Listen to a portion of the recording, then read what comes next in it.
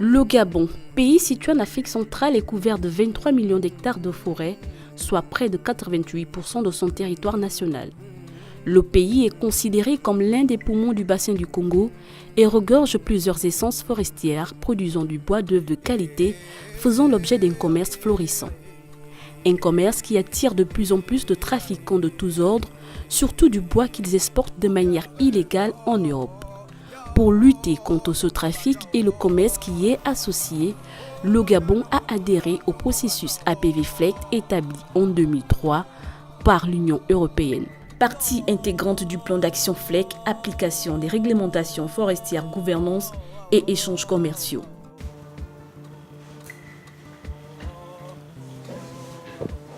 APV signifie accord de partenariat volontaire qui vise principalement à enrayer l'exploitation forestière illégale au Gabon, tout en promouvant à la fois un commerce durable et responsable en produits en bois.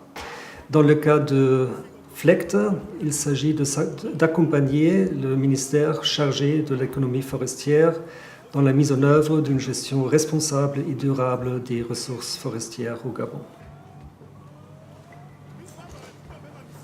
Cette initiative a été saluée par les plus hautes autorités de notre pays qui veulent effectivement assainir la gouvernance du secteur forêt-bois, qui est l'un des secteurs importants, je peux même dire qui est le deuxième employeur après l'État et qui contribue significativement à l'économie nationale, donc à la contribution au PIB national. Le projet FLECT également va nous permettre de préserver notre patrimoine forestier en adoptant justement des normes de gestion durable.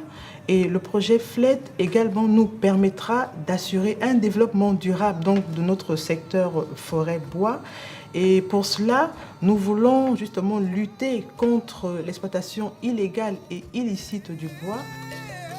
Pour parvenir à cet accord, le Gabon, par la voix de son ministre en charge des forêts, représentant le gouvernement gabonais, a ouvert des négociations avec l'Union européenne depuis 2010 en vue d'assainir la gouvernance du secteur forêt-bois.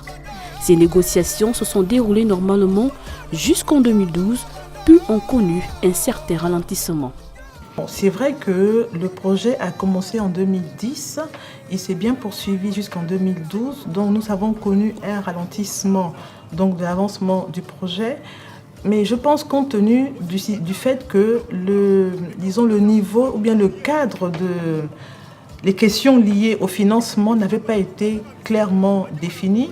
Et je peux même vous assurer que ceux qui ont même signé cet accord donc de partenariat ont eu du mal à sa mise en œuvre parce que toutes les questions liées au financement n'avaient pas été clairement définies. Mais depuis 2015, nous avons eu un appui donc, de l'Union européenne. Donc cet appui nous permet de mieux former toutes les parties prenantes qui doivent réfléchir justement sur la mise en place donc, de cet accord-là. Cet appui financier du Fonds européen du développement s'est effectué à travers le programme d'appui et de la gouvernance sectorielle PAGOS, appui au processus APV-FLECT sous forme d'un projet dénommé DEVI Programme 1, dont la maîtrise d'œuvre a été confiée à l'Agence d'exécution des activités de la filière forêt-bois pour une enveloppe de près de 600 millions de francs CFA. Le DP1, c'est ce qu'on appelle le DEVI Programme. C'est un projet qui a été financé par l'Union européenne qui vient en appui à la politique du gouvernement gabonais dans le cadre de la bonne gouvernance des ressources naturelles, notamment les ressources du secteur forestier. En procédant à la redynamisation du comité technique de concertation composé de l'administration, des opérateurs économiques et de la société civile, les autorités gabonaises ont tenu à ce que toutes les parties se concertent pour l'aboutissement du processus de négociation des APV-FLECT. Le comité technique a été mis en place dans le cadre de l'accord de partenariat volontaire avec l'Union européenne, vise à conduire les négociations que le Gabon a lancées avec l'Union européenne. En fait, la mise en place de ce comité est une des exigences des négociations. Je tiens à rappeler que ce comité n'est pas essentiellement constitué des représentants de l'administration, mais qu'il comprend en son sein aussi les représentants de la société civile et les représentants du secteur privé. Le fonctionnement du CTC fait qu'il s'agit de trouver des positions communes pour le Gabon, parce que nous avons différentes thématiques que nous devons analyser et discuter avec la partie européenne. Au niveau du CTC, il convient déjà de se mettre d'accord sur ce dont nous allons parler avec l'Union européenne. Comme vous pouvez l'imaginer, le travail n'est pas toujours aisé parce que nous avons là 3 collèges qui parfois peuvent ne pas avoir les mêmes intérêts. Donc il s'agit au niveau du CTC d'amener tout le monde à trouver un consensus qui par la suite sera transmis à l'Union européenne pour qu'on voit comment est-ce que nous pouvons avancer au niveau des négociations. C'est vrai que le CTC est présidé par l'administration, puisque le négociateur gabonais dans le cadre de ces négociations-là est le ministre de l'économie forestière, mais il ne s'agit pas de dire qu'il y a une place prépondérante pour l'administration, il s'agit de trouver un consensus qui convienne à toutes les parties qui font partie de ce CTC. La société civile est bien représentée au sein du comité technique de coordination des négociations.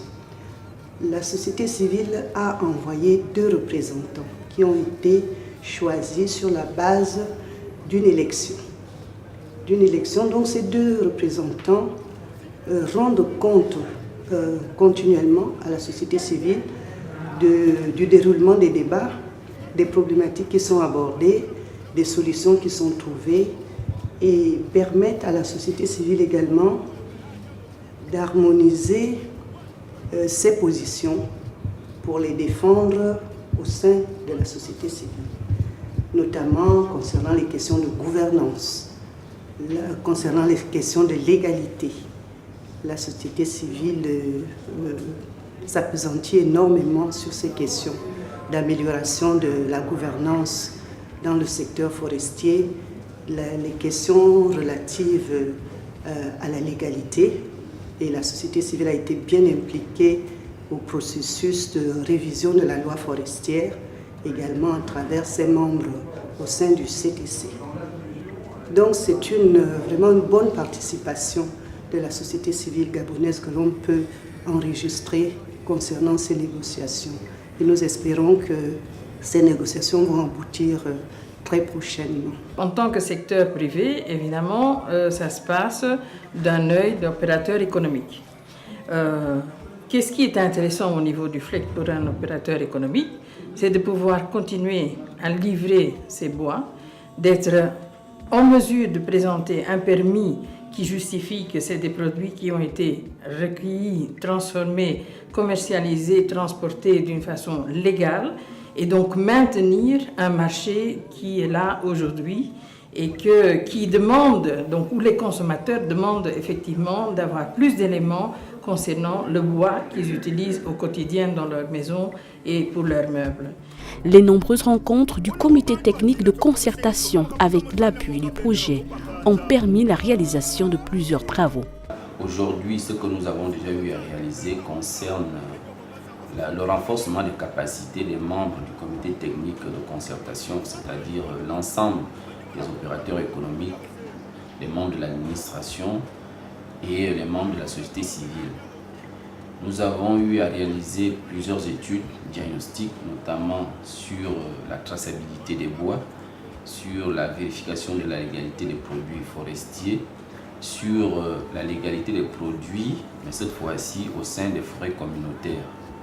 Et d'autres études sont encore en vue. Malheureusement, nous sommes à la fin du DEVI programme et nous venons de réaliser une formation pour la mise en place effectivement d'un système de vérification de la légalité des produits forestiers au Gabon.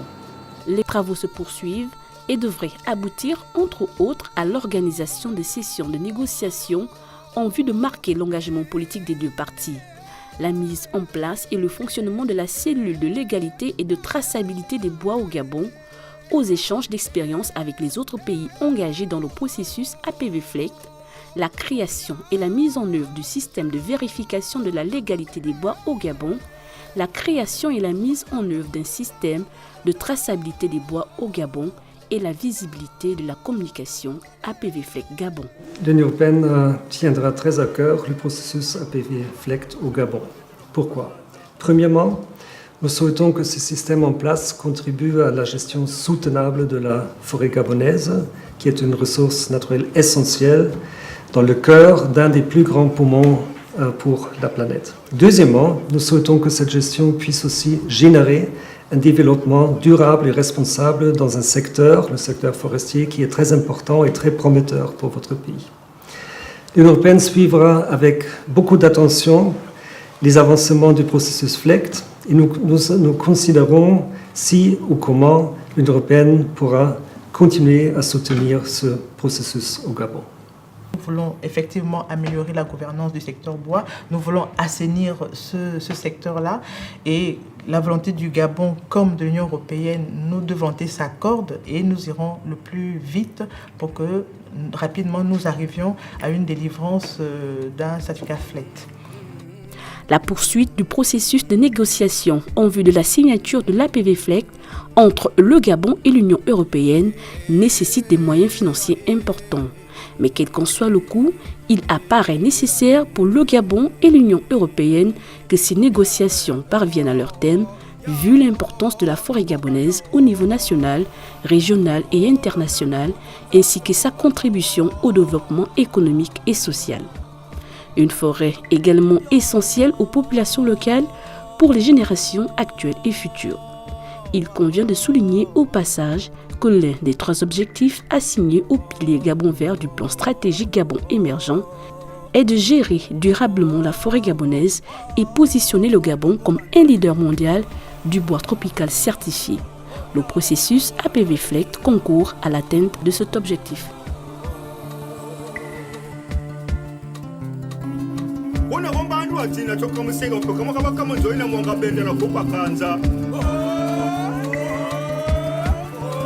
Muzingo tane kenga hodi gambo egyo bamasa ko susandwini no yedi miswa banzi no beka misige banyima na kombo na kweka kombo na resevu ebo mbobe andi amokilo wandi mukwane manongo no ketete nongo